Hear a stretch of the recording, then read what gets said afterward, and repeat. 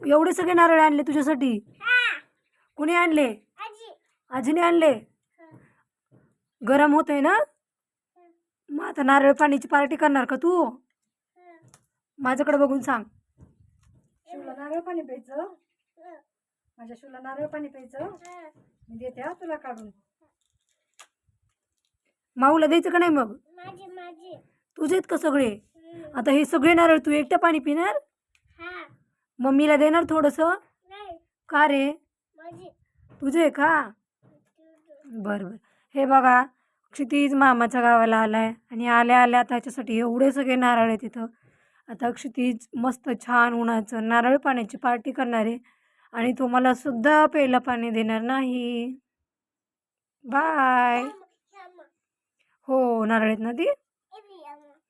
हो, ते नारळ ना. चला बाय करा.